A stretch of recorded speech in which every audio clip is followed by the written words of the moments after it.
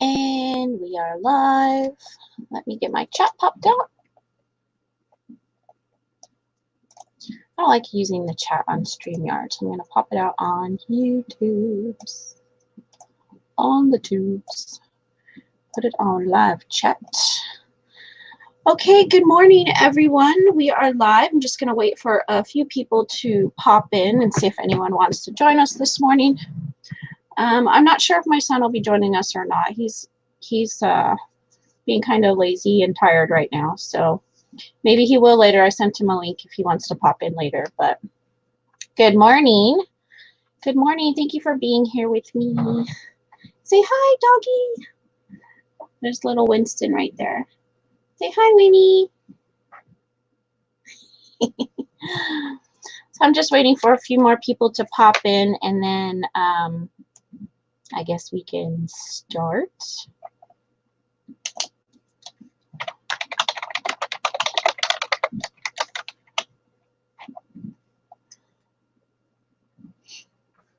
Oh, I gotta turn my phone off.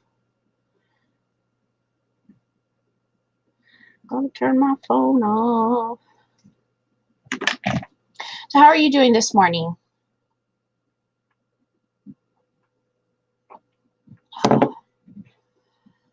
I had I know this isn't eBay chat, but I had like zero sales that I woke up to this morning. So no shipping to do today. I'm just twiddling my thumbs this morning. That's good. I'm glad you're great. Glad you're great. So it's that time of year. I've got my vitamin C. I'm like double fisting it this morning. Coffee and orange juice. Taking a mental break from it all. Yeah. I guess I sort of did that too. I just had enough. I had enough of eBay, and it was just kind of coincidental that this large consignment sale came to town. It happens like 2 or 3 times a year, I think, here in Las Vegas, and it's just kind of a pop-up thing. So you drop off all of your items, they give you barcodes to put on everything. You drop off all of your items, and then basically they sell them for you over the weekend.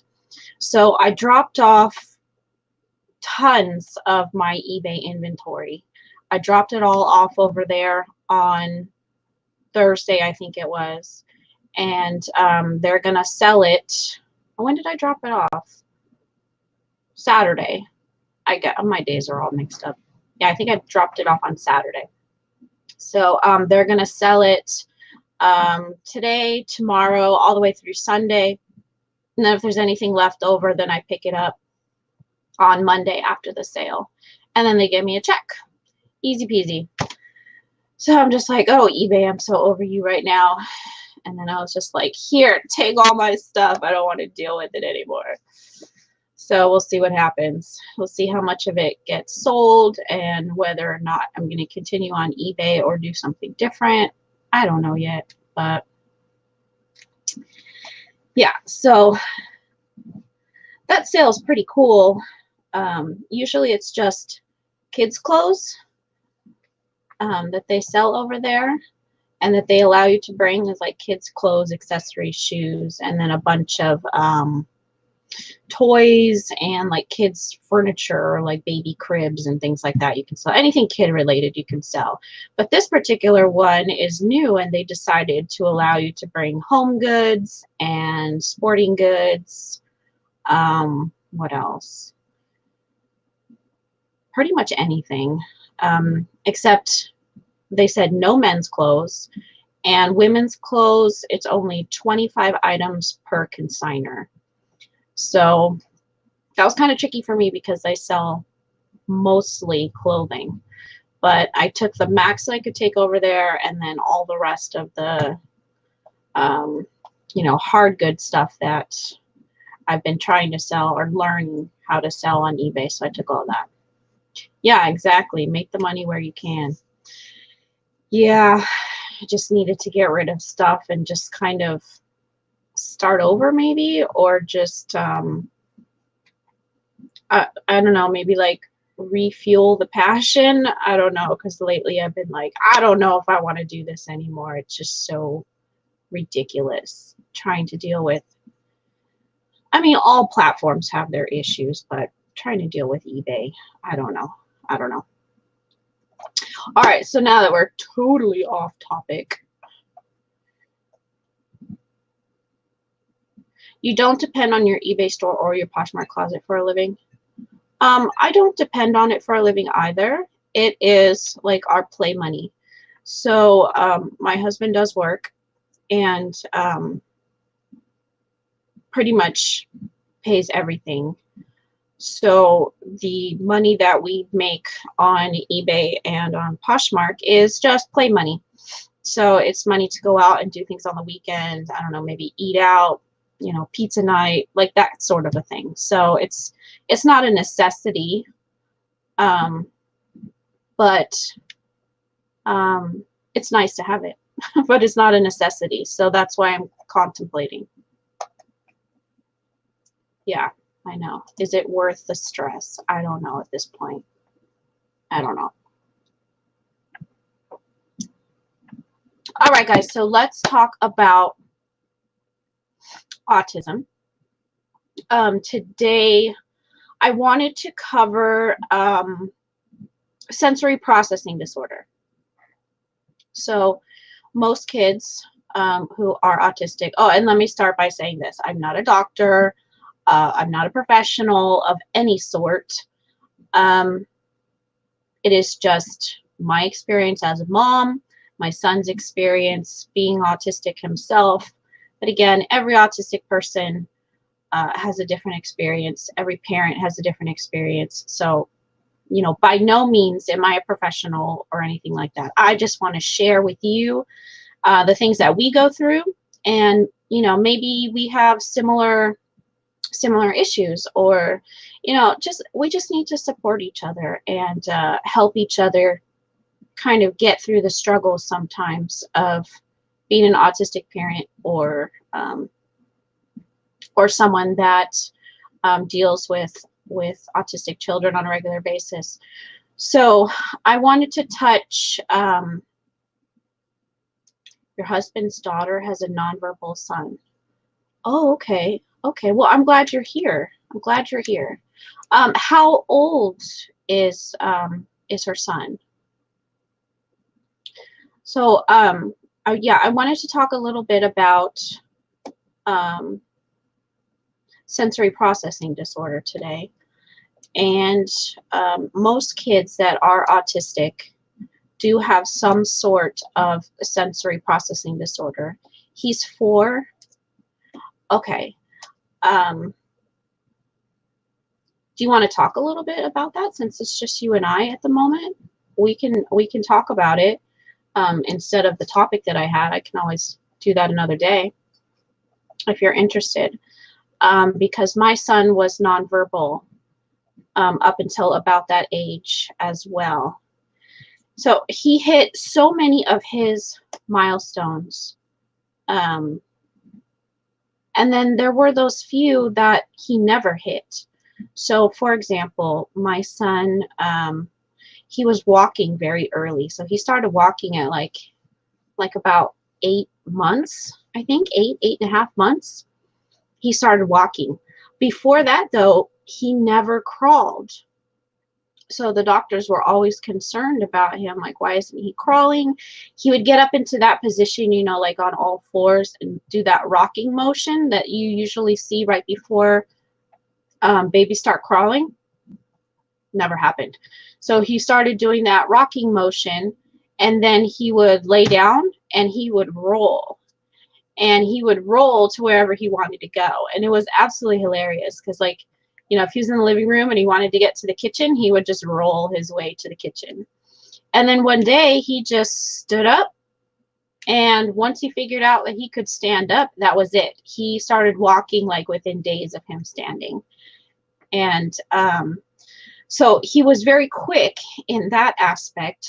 and he just skipped the crawling altogether. But then with words, he just struggled, and he really didn't start talking. He had maybe, a few words here and there, like he could say ball, he could say dada, and he never said like mama. It was always mom, mom. And dada wasn't really dada. It was like da da da da da. Like he would like just continuously say it until my husband responded to him. So it'd just be like da da da da da. But with me it was just mom. That was it. And then he would say dog. And that was kind of all he would really say until he was about 4 years old. And then a few more words started coming here and there. But that's also when we started speech therapy. So we started speech therapy, and that helped him out a lot. And I think it started connecting things for him. And he started putting more words together. And then it almost seemed like from when we started speech therapy to like the next day, which I know it wasn't, it was quite a long span, but he just started speaking like incomplete sentences, and then after that he just never shut up. So I think for some kids, they need to find that connection. And there are some kids that are nonverbal and they'll always be that way, but there are those ones, I think, that if they do have a few words, they just need to figure it out a little bit. And speech therapy definitely helped him with that. But then all the way up until he continued speech therapy like from 4 years old all the way up until just this past year. He was still in speech therapy. And he could speak very well. And he knew how to put words and sentences together very well, but you couldn't understand a lot of what he said. It was almost like he had a really heavy accent, even though it wasn't an accent. He just spoke funny. And so they just continued working with him until that speech impediment was gone. And now you would never know that he was that way. He's saying a few words. That's good. That's a good sign.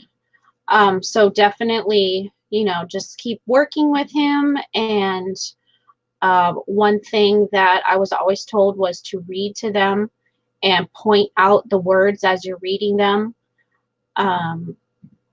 So they don't only hear it, but they can visualize it, and that helps. Hello, Jade Dog. Welcome. Thank you for being here. So, yeah, I was constantly reading to him. Even, if we were in the car, it didn't matter what we were doing or where we were. I always took the opportunity to read everything. So we'd be driving in the car, and I would read out the street signs, or I would read stop, S-T-O-P, stop. And I would say like, oh, this is Buffalo Street, or this is whatever. And I would read everything to him.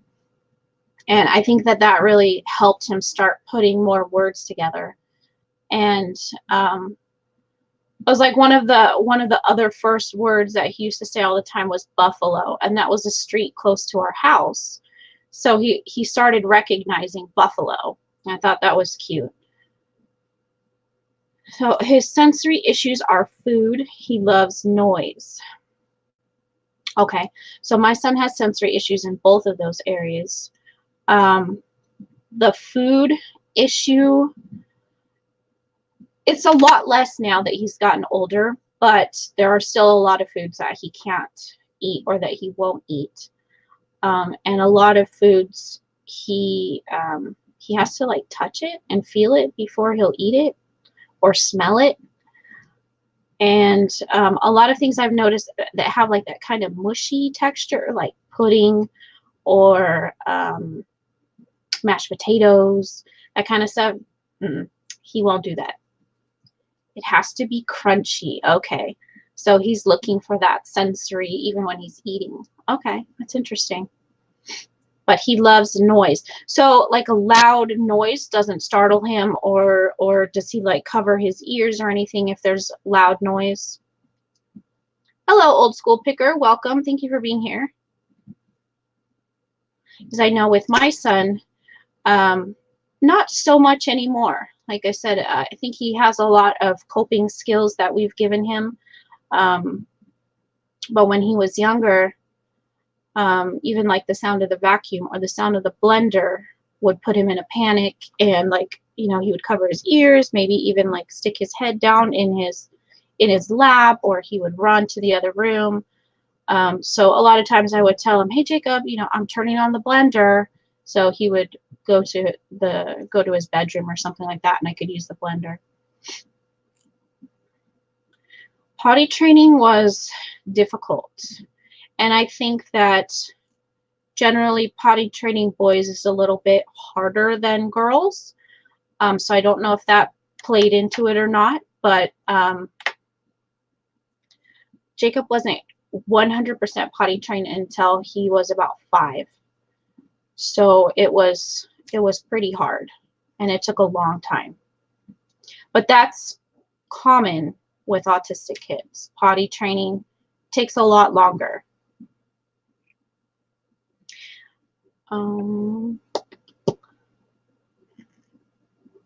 So what other sensory issues does he have? Does he have any smells, or is he like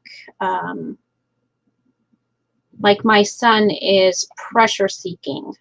So he looks for like deep hugs, like really tight, weighted blankets. He now has like a kind of like a puffy vest that he likes to wear all the time. So he's deep pressure seeking.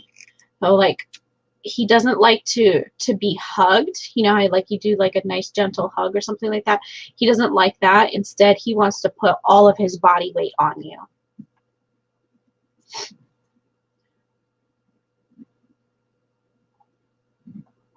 He likes to carry things with weight in it. Yeah, so he might be deep pressure seeking too, especially if maybe if it's like a heavy stuffed animal or something, and you see him sitting or laying down and he puts it on top of him. He might be seeking that deep pressure, and a weighted blanket might benefit him. As we've looked into a lot of different weighted things for Jacob. So he had like a lap pad at one point that has weights in it. Now he has his weighted blanket that he sleeps with, or that sometimes I see it, he just puts it over him when he's like doing his schoolwork and things. But sensory issues can be really, really challenging. My son was extremely sensitive to light. If we walked outside and the sun was brightly shining, he would be like, oh, it's so bright out here. Like, he would freak out. You know, he didn't like the sun coming through the window in the car. Or, you know, if we walked into maybe like a casino, because I live in Las Vegas, so if we walked into a casino and there was too many lights and noises happening, it would be very overwhelming for him. And then another big sensory for him is water. The feeling of water on his skin, he does not like it at all. And I think that might have to do something with like the deep pressure. Like, he can't just have it kind of like, you know, on his skin. It needs to be pressure.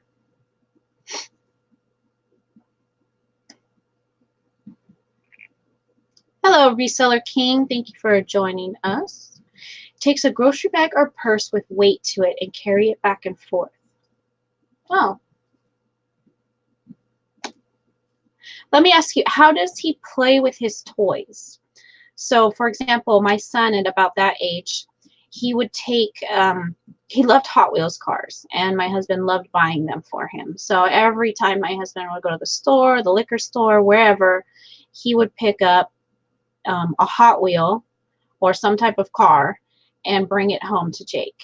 And my son loved them, but he didn't play with them in the same way that other kids would play with a car, you know, like racing it back and forth like this, or, you know, maybe like crashing them together or things like that.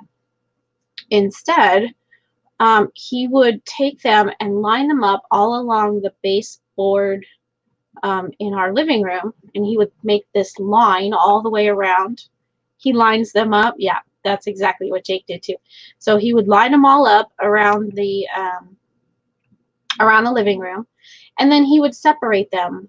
And he would separate them by color, by size, by you know, maybe if there was police cars, he'd group all the police cars together. If there was a bunch of red cars, he would group all those together. So he would put them all in a line and then put them in groups. And that was his way of playing with his cars.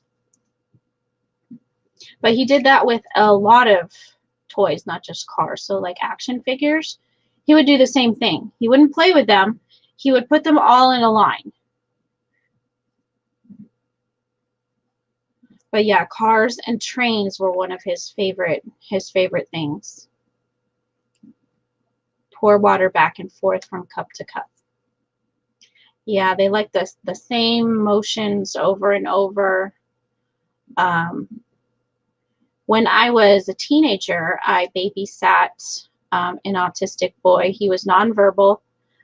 He was very low functioning, and one of his favorite things was like a VHS tape and a VCR.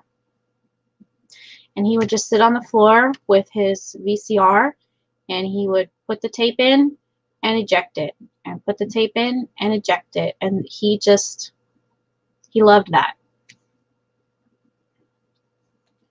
Open and close the door repeatedly. Yeah. My son loves to bounce. He's always loved to bounce, and he still does. He has a giant, it's kind of like an adult bouncy ball. Like it has the handle on the top of it, but it's big enough for an adult. Like my husband and I have played on it before. but he loves that thing, and he bounces all over the house with it, and he'll sit in front of his computer and do his schoolwork while he's bouncing, and he uses that ball everywhere. And the trampoline, he likes the trampoline.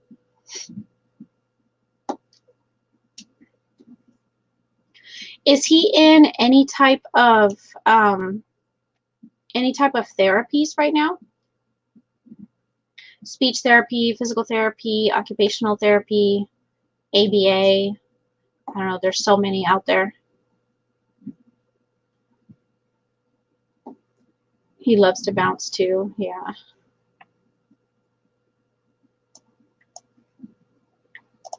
Yeah, definitely. Therapies seem to have been the key for Jacob, because he's come so far from where he was. And, you know, we're able to take breaks. So when he was younger, it just seemed like that's all we were doing was therapy, like every day or 3-4 times a week for hours. And it was kind of scary. I was like, man, this is a lot of work. You know, are we going to be doing this forever? And we've gotten to the point now that he's 12 years old now, but we're at this point where he's doing very, very well, and he's done so well in his therapies that we're able to take breaks. So right now we are on a physical therapy break and an occupational therapy break, and we'll take breaks for several months, and then we'll come back and reevaluate and say, okay, we need to set up new goals because he's reached all these other goals or milestones. So let's see what we can work on now. And we'll take a break for a while, and then we'll come back. And that's worked out pretty well for him now. But counseling too has also set up a really great like coping, what does she call it? Like coping tools or coping, she has a word for it, I can't think of what it is. Coping strategies. Because autism, there's no cure for it. It doesn't go away. So it's just something that they have to learn how to deal with their surroundings. Because their surroundings are not going to change, or the world is not going to change around them. They need to adapt. So these coping strategies, excuse me. So these coping strategies kind of help them. And like one thing his counselor has been working with him is to let someone know when he's getting to that point of feeling very overwhelmed, or the environment around is just too much, because he usually gets to that point and we don't notice it, maybe because we're like on a family outing or something. We don't notice that Jacob's struggling a little bit. Oh, my throat. And so we'll go from having a great time to all of a sudden Jacob needs to be removed from the situation and he's having an anxiety attack. So and when it gets to that point, it's very, very difficult for him to communicate with us what's going on. He completely like shuts down, physically, verbally, everything. It's almost like he's frozen. He doesn't move, he doesn't talk, he just stares at you. You can talk at him, but he does not respond. And so we've been working a lot, yeah, coping skills. So we've been working a lot with him to give us some type of signal or let us know when you're struggling. So if it's overwhelming, if something's going on, if you're uncomfortable, if there's a smell that you don't like, if the noise is too loud, anything, let us know and we can address the situation before it gets to that point of where he's no longer able to tell us what's going on. He has a little sister. She's almost 2.5. She is way above the normal intelligence for her age. I kind of wonder if she has autism, but going the other direction.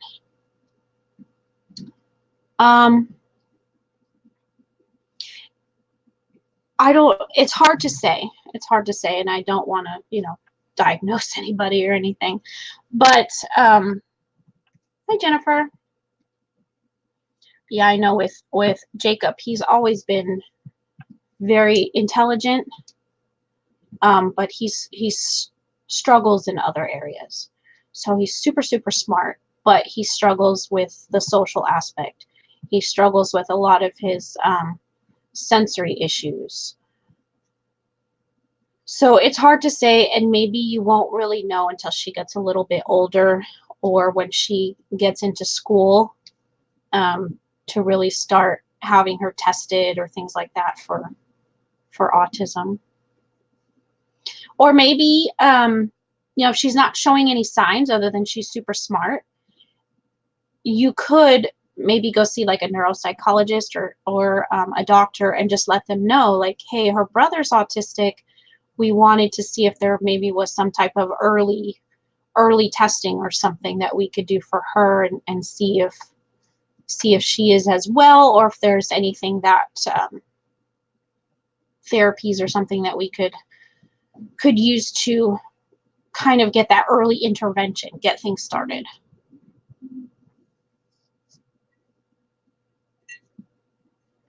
But it's hard to say. She just might be super smart.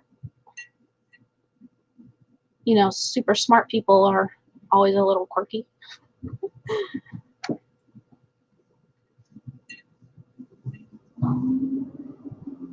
So, I was going to say something. I totally lost my train of thought.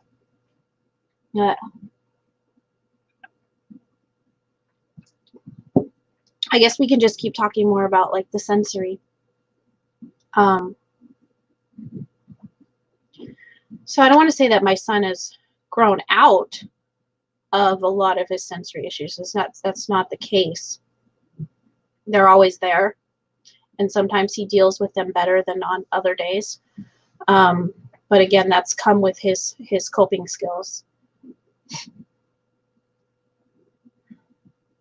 That's always a challenge. Um, and I guess being that I'm an autistic parent, I sometimes recognize signs. And how do you tell someone that? You're not a doctor, you're not a professional. How do you tell someone, like, hey, you know, have you ever thought your child might be autistic? Like, I don't know how to approach that. But I've been in a similar situation, not with my own family, but with a friend. And I thought her son might be autistic or have some sort of speech delay, or there's something going on. I don't know what it is. But I've never, I don't know. I don't feel like it's my place, and I don't, and because she's my friend, I don't want to like offend her or anything. And so I don't know how to approach that without being, I don't know, like a nosy know-it-all, or I don't know what the word is, but I don't know how to approach that. And I don't know that I ever would. Yeah, and maybe she doesn't suspect it.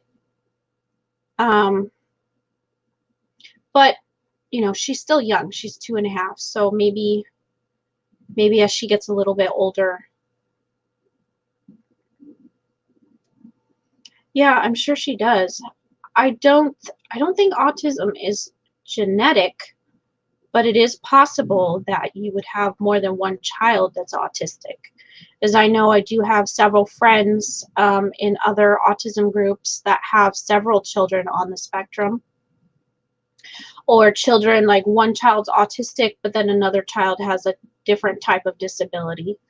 So there is some sort of like gene mutation or something that happens that creates that that issue. So I've thought about that too, but I mean, I'm not going to have any more children, but that was always a thought in my head too, like, well, if I have any more kids, you know, would they be autistic? And you know, my husband has a daughter, no issues with her or her children. Um, so I always wonder, like, what happened? Something misfired somewhere, and with Jacob, and I don't know, because we don't have it anywhere else in my family at all. So I'm not sure where it came from. But again, I don't think it's genetic. So it came from nowhere. Yeah, and at 2.5, I mean, is she's speaking? Well, I guess you would know that because she's above intelligence, or above normal intelligence. So she's probably speaking, right? So she may not be autistic. She just might be really smart.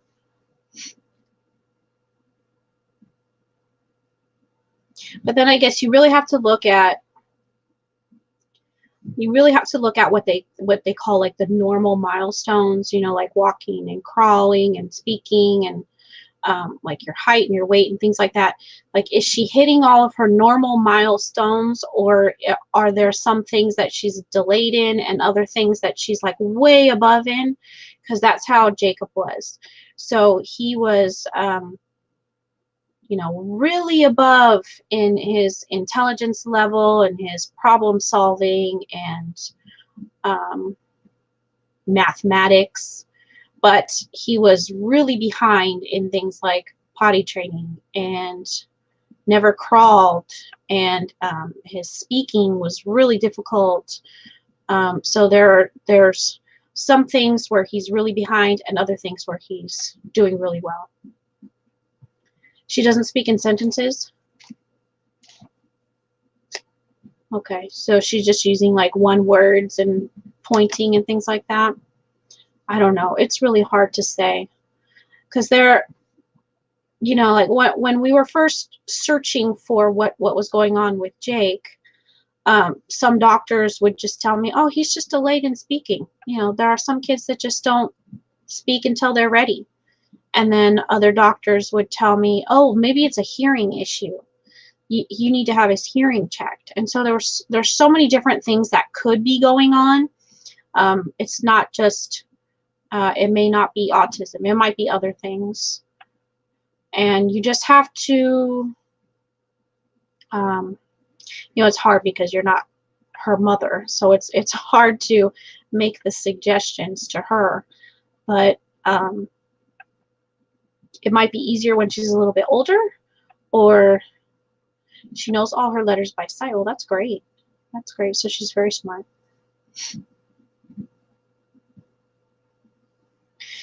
That's something that Jacob picked up on really quick, was letters and reading. And then once he did start speaking, he was able to really, really pick up on sentence structure and how the words would go together. Spelling was super tricky for him in the beginning, and he would get so frustrated and angry. Like when he was in kindergarten and first grade, he'd get really frustrated with spelling, and the problem was his spelling was matching the way he was speaking. So, you know, his words were hard to understand what he was saying. I mean, I could understand everything perfectly, but other people would be like, what? Even my husband had no clue what he was saying. And it's just because, you know, I was with him all day, every day, so I knew what he was saying. But that's why he was having so much trouble spelling things out, because he would say it and hear it one way, and he would try and spell it, and he just couldn't do it. So he gets so angry and frustrated.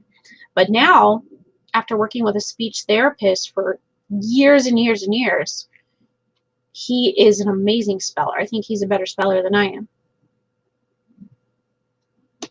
She shouldn't know her letters yet. Well, not necessarily. I mean, does her mom work with her with letters and numbers and reading and things like that? Because I know I've got grandkids and they are very, very smart, not autistic, and their mom worked with them a lot, just always, you know, things on the TV were educating them. They were watching educational shows that, you know, taught them their letters and numbers and colors and things like that. And both of them, before ever starting kindergarten, are already putting sight word, like they can read sight words, they can put letters together, they know all their letters, their colors, their numbers. So it really depends on her environment as to whether or not she should know her letters yet. But again, you do also have to be intelligent to absorb that.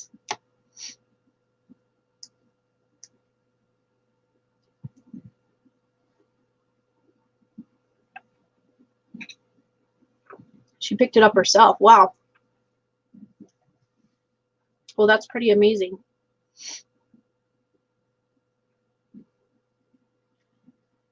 She says car and truck, and she knows the difference. That's good. That's good. Yeah, she's really smart.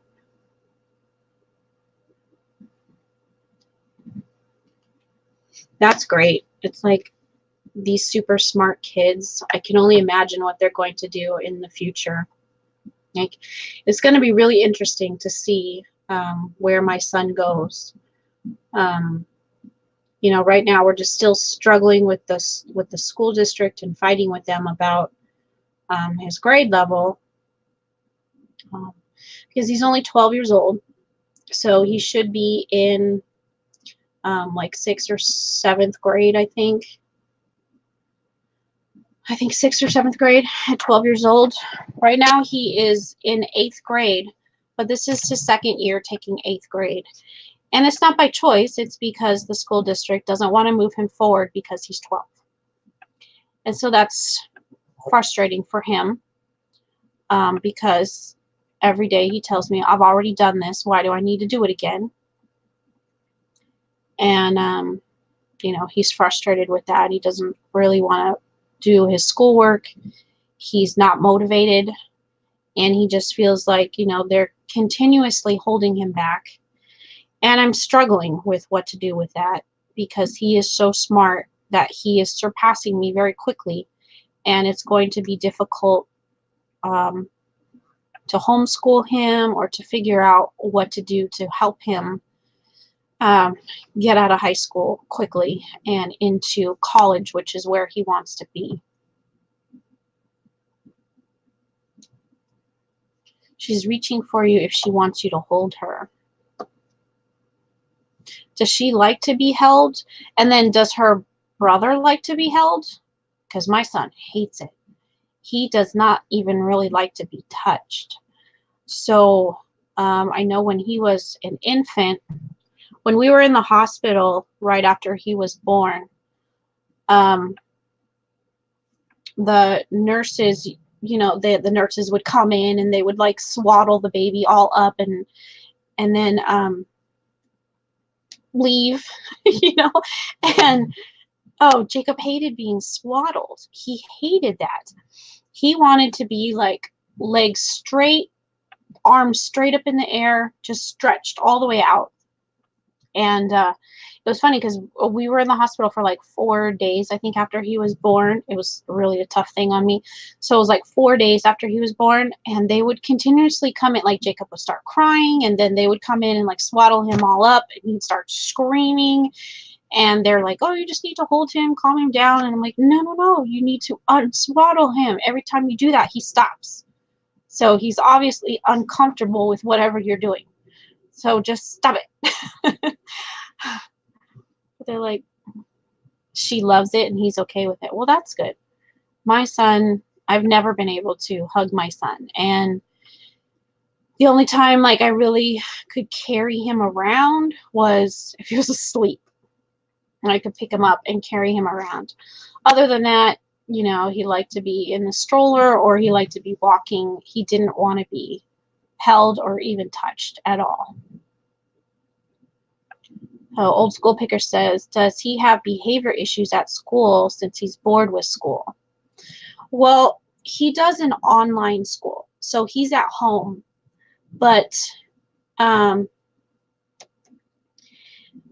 don't know if it's really behavior issues, but he challenges his teachers, which can get him in trouble sometimes. So he'll tell his teacher, like, you're teaching it all wrong, or there's an easier way to do it. Why are you telling the class to do it that way? Or I found the answer quicker than you, or things like that. And so that would does get him in trouble. And I've sat in several like parent-teacher conferences with about him disrupting class. But, you know, he's an out-of-the-box thinker, and especially when it comes to math, he can solve problems in more than one way. And he does a lot of the math in his head. And so, like for example, there was one time in class that his teacher figured out the math problem on the board, and the answer was wrong. And Jacob corrected him. Said, no, that's the wrong answer. You did it wrong, and showed him like where his math was wrong. And the teacher got really irritated by that. And we had a parent-teacher conference because of that. And I found that frustrating because, first of all, the teacher was teaching it to the other students wrong because his work was wrong. But he got irritated that Jacob called him out.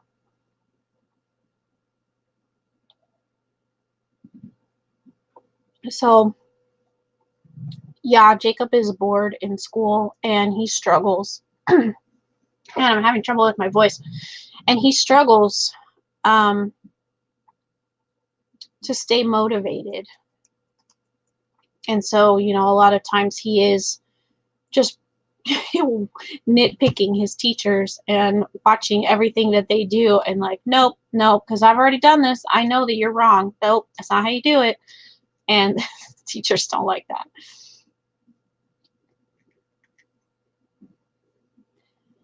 Yeah, it is hard, but you know, we just, I guess as parents, we just have to keep pushing, try and keep them motivated. And you really have to advocate for your kids, especially with the school district and dealing with what is it called? Special education, and making sure that they get the same education as everyone else and that they're not treated differently just because they have a disability. Because, I mean, yes, he has a disability, but he's super smart. So he should be able to get an education just like any of those other kids.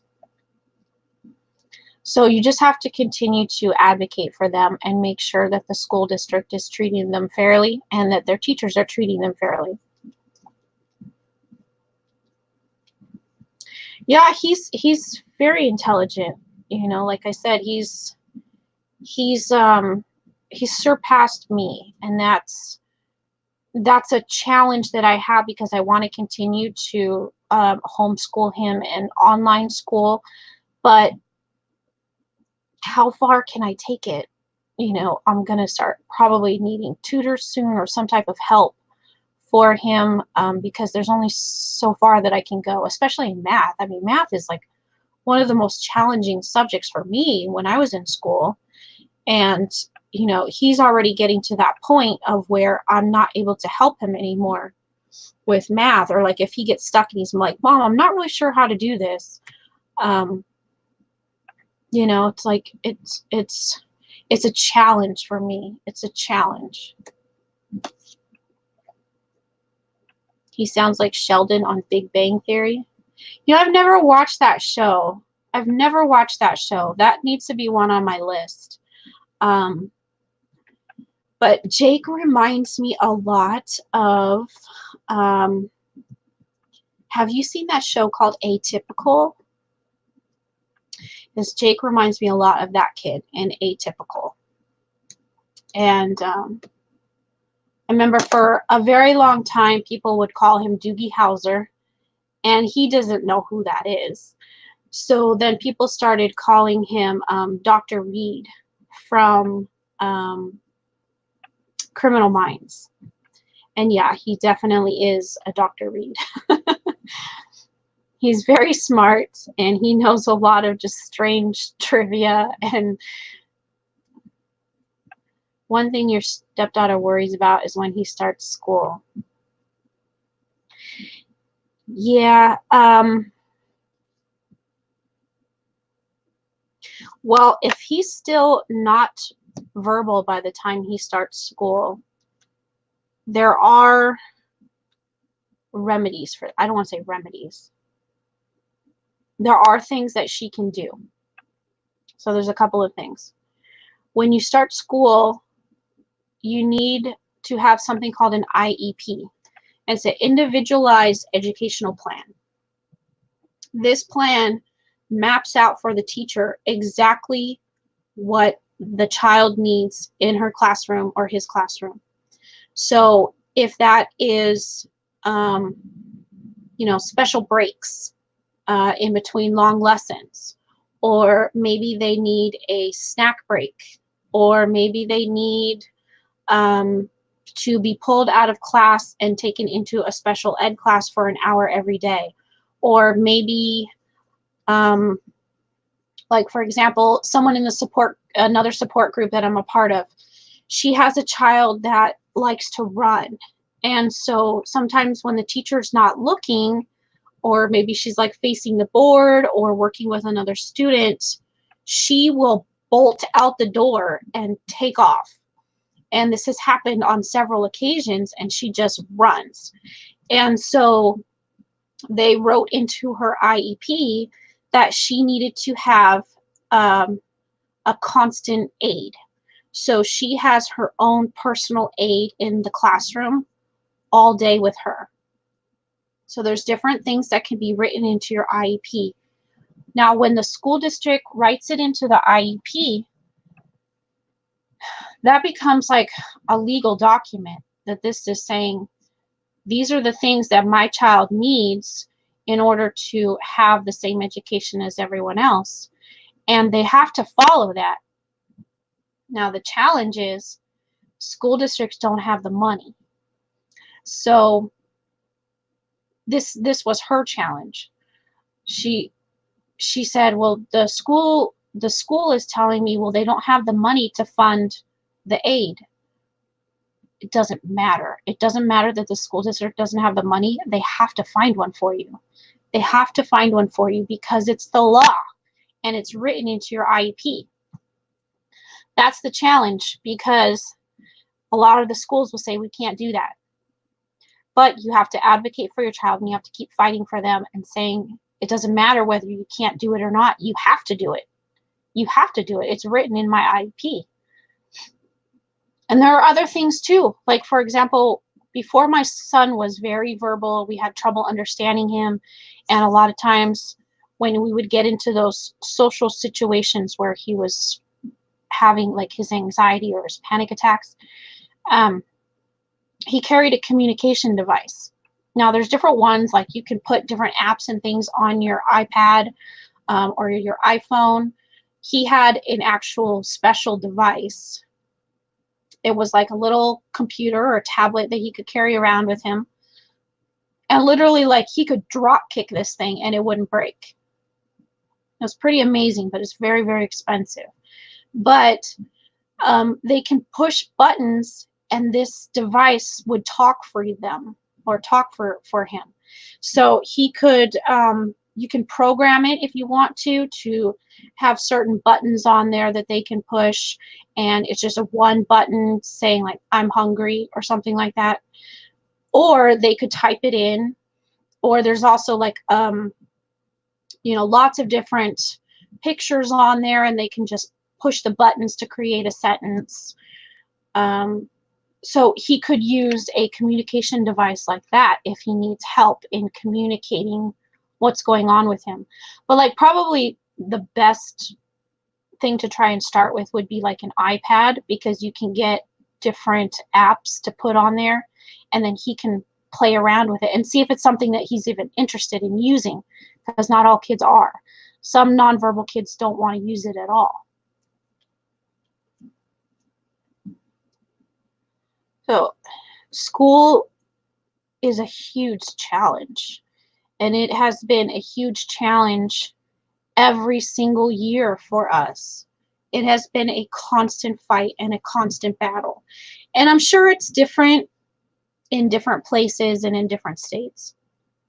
Unfortunately, I live in one of the worst states possible for education. Literally, like, last on the list. So that's been a challenge also. You've seen those, but she said it's so expensive. Okay. Does she have medical insurance? If you have medical insurance, I believe you have to get it approved like through your speech therapist, but your speech therapist can work with your insurance company to get you a device if they find it to be medically necessary.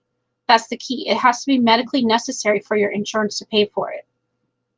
So it'd be like a wheelchair, you know, that's medically necessary. So this communication device has to be medically necessary in order for your insurance to pay for it. And I guess different insurances pay for different amounts.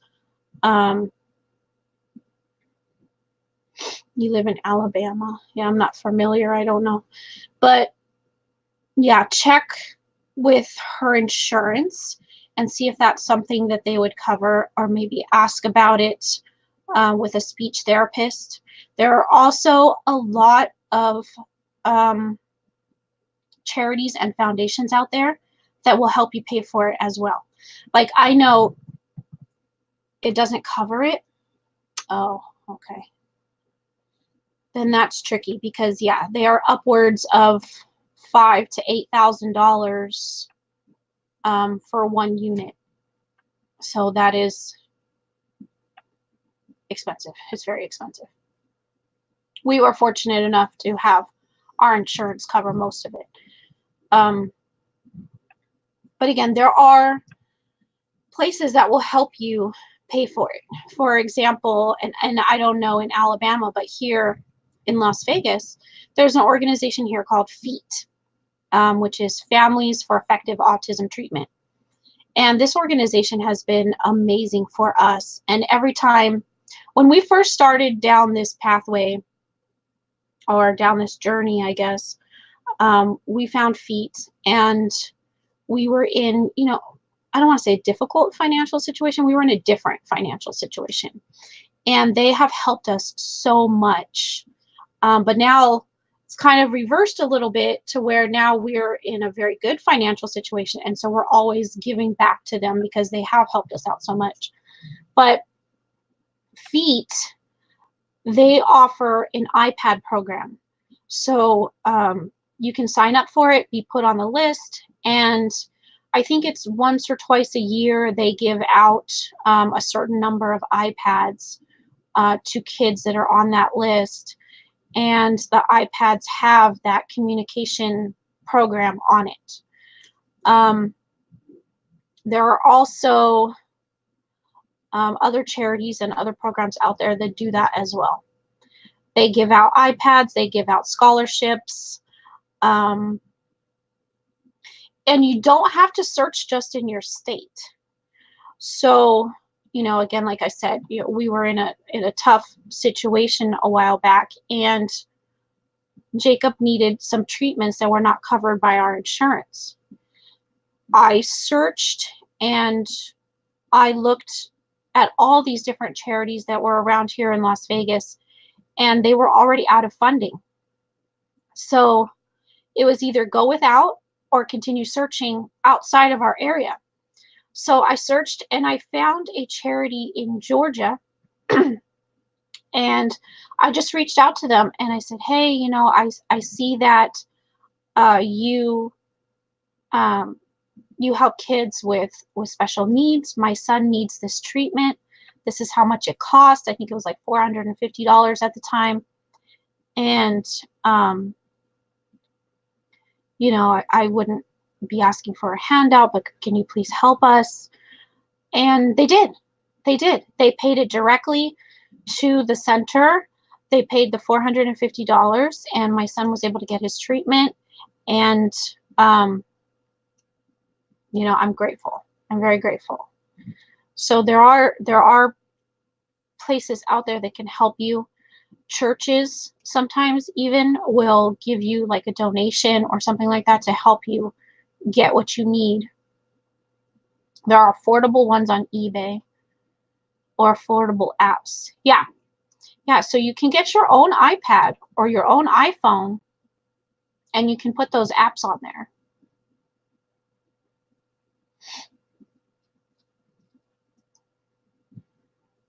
Where are they located? Where's FEAT located? FEAT is in Las Vegas.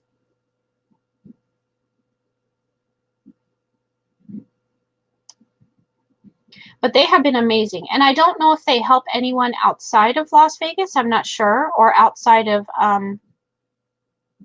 Nevada. I'm not sure. But maybe they do. Maybe they do. There is an iPad program. And so that might be something you want to look into.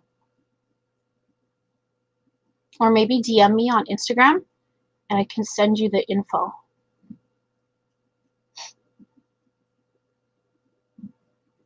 Yeah, or a tablet. I guess it would depend on which app or which program you're going to put on it as to what you need. So I know, for example, the tablet that my son had, it was more like a computer than a tablet, really, but it was like the size of a tablet. But the programs that he had on it probably wouldn't fit on just a regular iPad. I mean, it was pretty extensive, the programs that he had on there. But like just as a starter or just something to find out if he would even use it, yeah, you could definitely just start on a phone or a cheap tablet, put some things on there for him. I know there's got to be some, I'm having trouble with my words today because my voice is fading out. Do you know the name of the apps? I don't, because we never used them, but I know that they have them, because it was something that we discussed in another, like a support group meeting that we have. We have talked about this before, and there's a lot of apps and things out there, but yeah, communication boards are another great thing too. So there is a child at one of the therapy places that my son goes to, and he uses a board, and it's kind of cool. So, you know, he'll have like a board like this, and it'll have the same things. You can't push them because it's just a cardboard, but it has the same things on there, and he could point and tell you what he needs. Or it'll have letters on there, and he can spell something out. So communication boards are really great.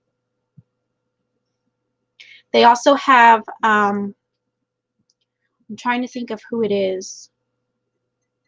I think it's actually the same company that makes the tablet that my son had. Let me look it up really quick since we're here, but we're pushing the 1 hour mark.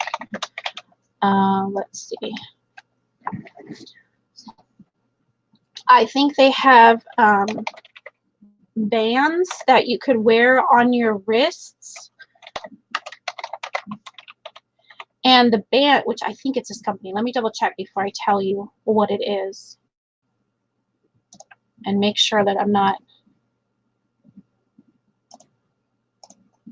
telling you the wrong thing. But they have these bands that you could wear, or like bracelets that you could wear. They're like snap. You know, do you remember those like old school snap bracelets? So it's like that, but on the bracelet it has a bunch of pictures, and they could point to what they need. Let's see, or what they're trying to communicate with you.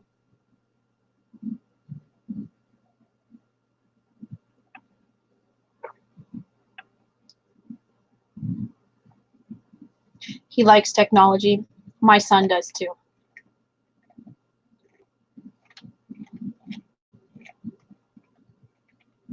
Okay, I don't see it right here on their website, but so I'm not going to say that. But once I figure out what it is, I'll like put it on my Instagram or something. But yeah, so there's a lot of different options out there as far as communication devices. You know, and before my son got his device too, we started with Pokemon cards. This is interesting because I have this strange love for Pokemon now, and it's not really not really a love for Pokemon. It's more of a sentimental thing, I guess. But Pokemon started us down this path of searching for better ways to communicate, and we started with Pokemon as a way for him to learn expression. So he would show me a picture of a certain Pokemon, like let's say, hey Todd, thanks for coming in. So let's say let me grab a Pokemon really quick.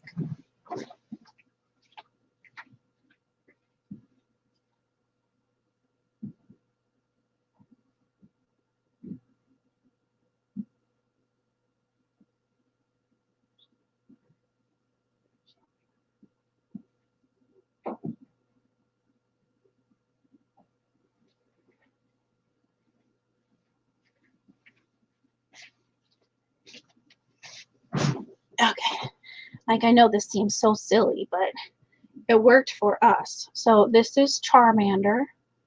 If you guys are familiar with Pokemon, he's like a fire Pokemon. And he evolves into like this scary fire-breathing dragon. So, like my son, when he would show me like his Charmander card or his little Charmander stuffy, it meant that he was like angry. He was angry. So,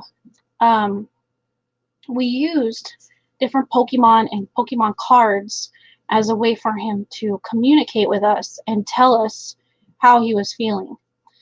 So, you know, Squirtle is this like silly happy turtle, and Squirtle's like my favorite now because my son would always show me his Squirtle when he was like happy, or when he was super tired, kind of grumpy, then it would be Snorlax. Snorlax is like this big, round, fat Pokemon who's always sleeping. So there's lots of different ways to get creative and to get him communicating with you even without a communication board or without a tablet. Sometimes you just have to get creative. Maybe find something that he's really interested in. If it's cars or trains, and maybe a red car means that he's angry. Maybe a green car means he's hungry. You know, there's ways around having to pay for a very, very expensive communication tool if your insurance won't help you with it. Oh, look, a few more people have come in. Hi, Glenn. How are you, Swamp Picker?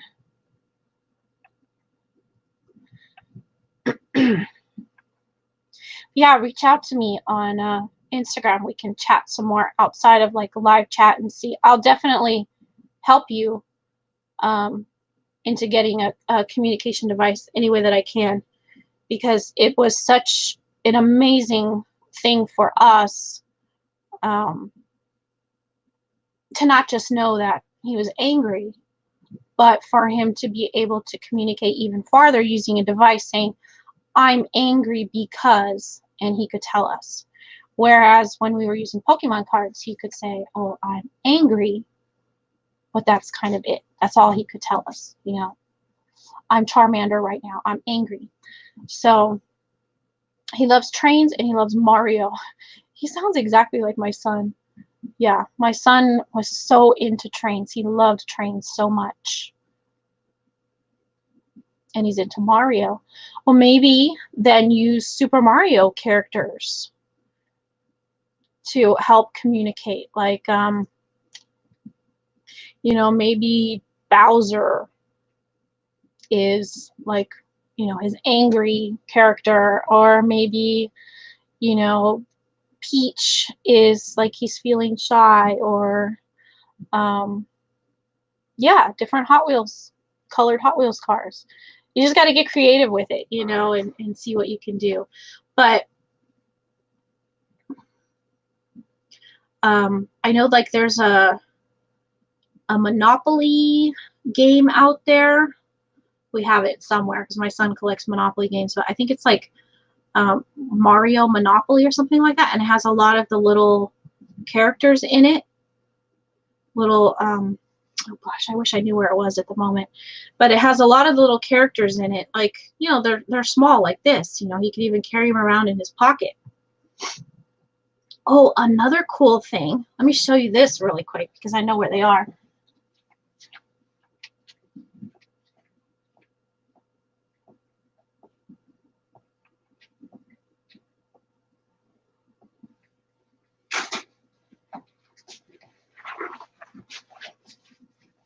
Oh, darn. I see the bracelet is not in here. So these are called Hanazukis. And you know what? I had a bunch of inventory of these toys, and I put them all in that consignment sale that I was talking about earlier. But if they don't sell and I get them back, I'm going to send these to you.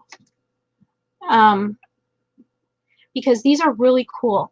So it's an electronic bracelet that you can wear, and you can attach these little characters or these little charms on them, and each charm represents a different emotion or a different feeling. And my son knows what each and every single one of them are. I forget them now because we don't really use them. Like, I think this little yellow color, I think, was happy. And then you've got these, like, these angry ones here. So this is like a red angry one. And there's tons of them. So you can see he's got like so many, like a lot. He has a lot. And what you do is you snap them onto your bracelet. So you can like snap different ones onto your bracelet, and it changes the color of your bracelet. So like I think these green ones meant like you were sleepy or something like that. So you could snap like maybe like a green one and a red one. So you were like, sleepy, leave me alone, kind of a thing. And you'd snap it on your bracelet, and that's how he would communicate with me, telling me, leave me alone, I'm going to sleep. But, you know, just silly things like this. And this is a toy. It's not, you know, like a special needs toy. It's just something that I found in the store, and I thought like, wow, these are really cool, and we can use it as a communication device. So you just have to be resourceful and creative. But yeah, if I get back the inventory, if it didn't sell, this is definitely something that I will send to you so that you can have these, because they are really cool. They're really cool and they're fun. But then also you have to memorize all the stuff yourself. So you have to memorize the colors and what each one stands for, which was always challenging for me. So I'm like, oh, I better write this down, because, you know, between the Pokemon and the little bracelets and all these things, I'm like, oh my goodness, I have to remember what each one means. But it can be tricky sometimes. But you got to get creative, you know, when you want to talk to your kids and find out what's going on in their brains. I'll do whatever it takes, I guess. But yeah, I definitely want to help you, so reach out to me and we'll figure something out for him, some type of communication device, because it's amazing once they start figuring out that they can better communicate. Like I know with my son, once he really started kind of opening up and communicating more on his device, he stopped using it. And he stopped using the device and started communicating more verbally. And it's still a challenge sometimes, and it always will be, but he communicates now in different ways. So he might type something on his computer screen and leave it there for me to find, or, you know, like his little bracelets, like he'll just put it on and he won't say anything, but I'll notice it, and things like that. She's gonna kill you for putting her to work. Maybe in the beginning, she's gonna love you after that, because it's a huge thing to communicate with them and to be able to really, and it works both ways too. It's a huge thing for us as a parent, and it's a huge thing for them as well, to be able to communicate back and forth both ways. So for them to be able to say, I'm hungry, and for you to be able to respond and give them that plate of food, then that creates that, what's the word I'm looking for? It limits that frustration that they have of trying to tell you what they need. You know, it's like before my son really started communicating, his frustration levels would be so high because he couldn't tell us what he wanted or what he needed, that he would freak out, and he was self-harming, and it was so scary because he would bang his head on the wall, he would punch himself in the face, he would bite his skin on his arms and his legs, and he would bite to the point of where he was leaving bruises all over his arms and his legs. he was never like violent towards other people, only to himself. And that's a scary thing. That's a scary thing. So as much as you can limit the frustration for them, you'll see a huge change in them and their behavior because they're able to tell you what they need. Some kids do well with basic sign language. Yeah. That was definitely a tool that we used to, just some basic sign language is in the beginning. The lady that lived across the street from us, she's like the sweetest thing ever. She is a sign language interpreter. We don't live across the street from her anymore, but when Jacob was really, really little, she would help us with learning some signs for him. And that was really a great thing. But again, with that too, you know, it works both ways. Like parents have to learn it as well as the kids. Yeah, exactly, Todd. It builds that nonverbal bridge. And it just, you know, it seems like a lot of work to get creative and like figure out all these different things. But in the long run, it's making things easier for her as well as her son. Because you're not sitting there like, I don't understand what you want. I don't know what you need. And, you know, he's crying, he's freaking out. Maybe he's, you know, banging his head on the wall. Like, I don't know how to tell you what I need, but I need it, you know, and in the long run, they'll both benefit from the work you do in the beginning. You eat in shifts because he has a meltdown. That's challenging. But a lot of places have become more and more aware and accommodating. So for example,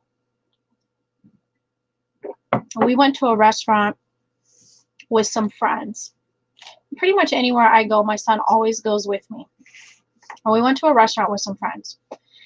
And it was like live jazz day or something. It was like in the middle of the day, kind of like that brunch time. I think it was like on a Sunday. So the restaurant was ridiculously busy. And they had like a live jazz band in the middle of the restaurant. And my son, he just had like his hoodie over his head and he was just slouched like this. And you learn to recognize what's going on. And you learn to recognize the signs. And, you know, you start asking him, like, are you okay? And he wouldn't respond to you, or you start getting really grumpy. And so I asked our server, like, hey, is there any way that we can move, like, out onto the patio or in an area farther away from the band, somewhere where it's quiet or quieter? And they were able to move us into like our own little private, it was like a little banquet area or whatever. They moved us into our own little private area. And it was like after that, oh, Jake was able to enjoy everything, and we had a great time. He was able to hang out with his friend that was there with us, and it was just that noise level and the amount of people inside the restaurant that put him, like, he had to cover himself and get into this protection mode, I guess, or like protect himself. And you just kind of have to pick up on those signs sometimes when they're not able to tell you and remove them from that, and then they're able to enjoy what's happening around them. So yeah, it's hard sometimes when you go to a restaurant, but you kind of have to just let them know when you get there, like, hey, we need a spot away from most of the people, and we need a spot that's quiet. And, you know, he'll do much better in that area.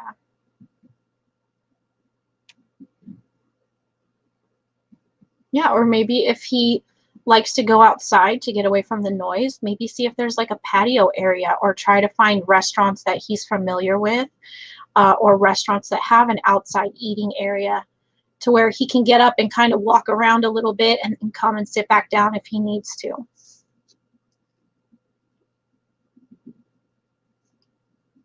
it's just finding those little accommodations that make things easier for them. You didn't go out to eat for about 2 years. Yeah, it's hard. Social anxieties are hard.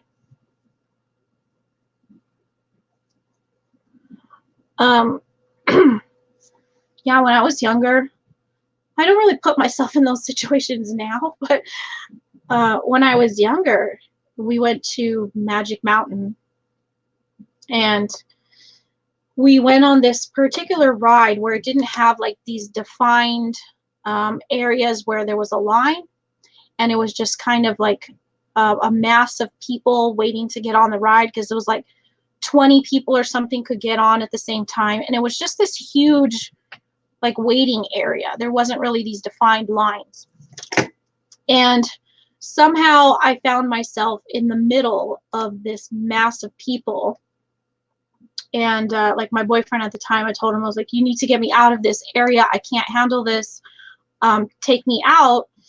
And he's like, no, no, no, you know, we're about to get on the ride. And it was like within seconds, I had passed out and I was on the floor. And I was like, you know, it was like that panic attack and then black.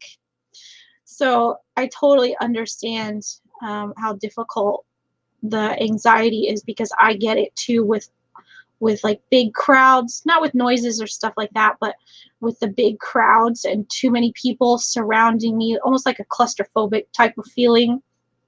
Like a lot of nightclubs here in Las Vegas, I can't handle it. Too many people, and I panic. I panic.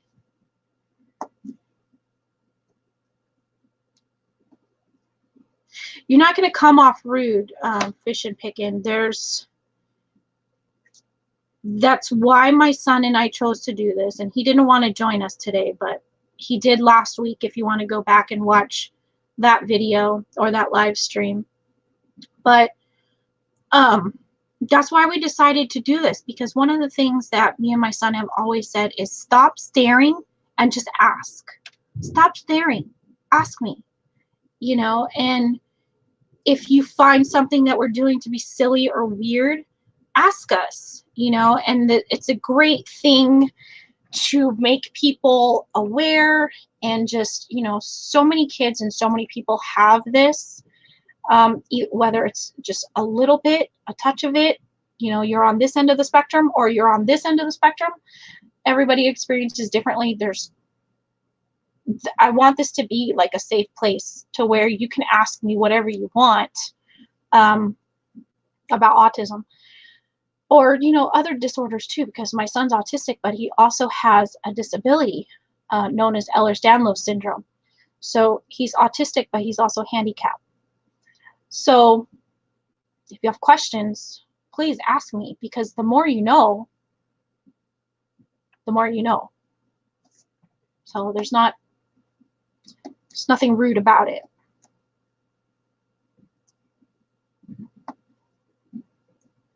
Yeah, they do forget that it's a social disorder. And I think that's because there's so many things that also come with it, and not just the social, even though that seems like to be the biggest aspect is the social, but there's so many other things that come with it. And again, depending on where you are in the spectrum, everyone experiences it differently, and everyone deals with it differently.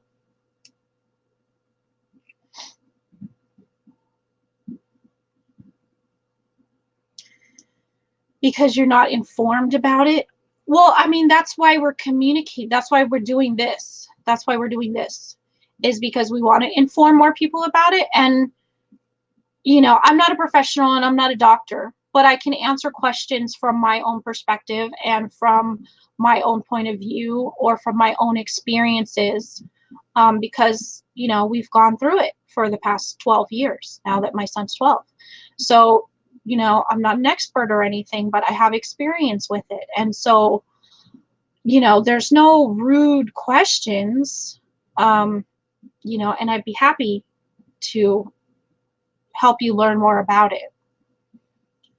So you have a cousin with Williams syndrome, which says the opposite of autism. What is Williams syndrome? See, that's something that's not something I've heard of, I don't think. I'm going to look it up really quick and see.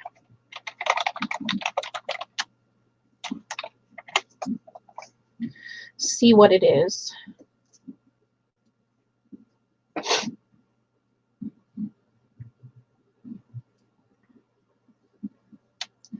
So Williams syndrome, by definition, it says, is a developmental disorder that affects many parts of the body. I'm not going to read the whole entire thing, but so a developmental disorder that affects many parts of the body.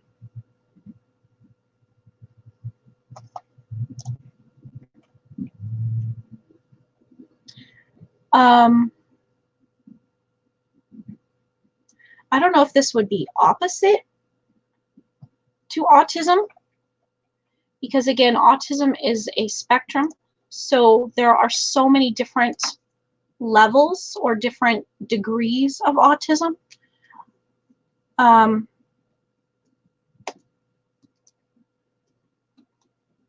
Yeah, I don't know. I don't want to speak on that because I don't know anything about this syndrome. It's not something that I've ever heard of or that I've ever come across in relation to autism. So I don't want to speak on that because I don't know.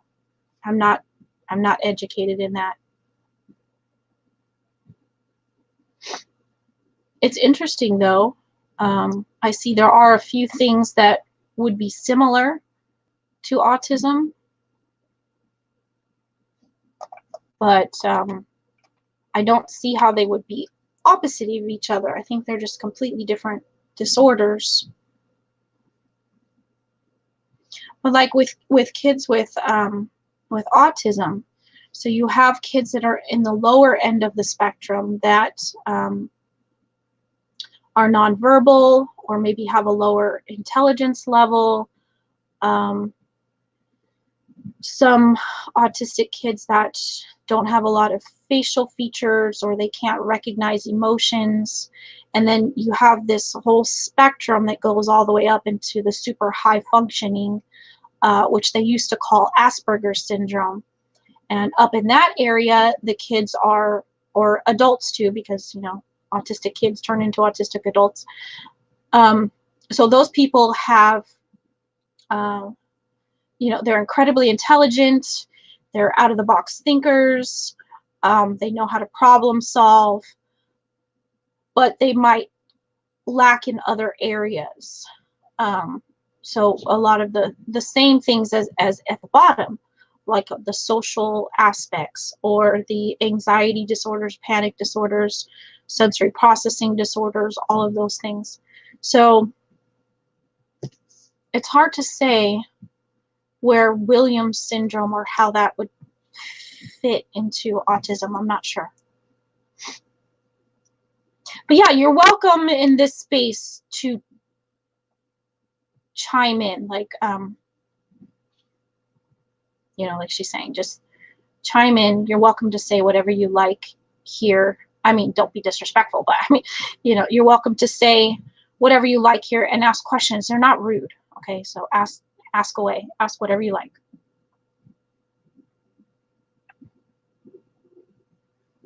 Oh, look who just popped in, Thelma. So Thelma is a special needs teacher. So, so what does she say here? Please get a copy of procedural safeguards for your loved one. Many districts will provide cameras in a special ed class if requested by a parent. I didn't know that. So that's, see, that's good to know. That's good to know. And that might be something that you would like want to write into your IEP also, is like that you need copies of recordings, or I don't know.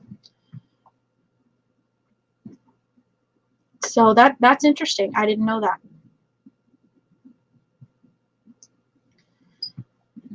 Okay, guys, so I'm coming up on an hour and a half, and I think I'm going to call it a day or end this stream here because I'm starting to lose my voice. I feel it, like, I don't know, the weather has been that kind of up and down that it is during fall right now, so it's like really cold in the morning and then it gets like 80 by the afternoon, and then it's cold again by night. So I'm sure that, you know, my immune system is loving it. I'm going like up and down. But I'm running out of voice. I'm running out of voice.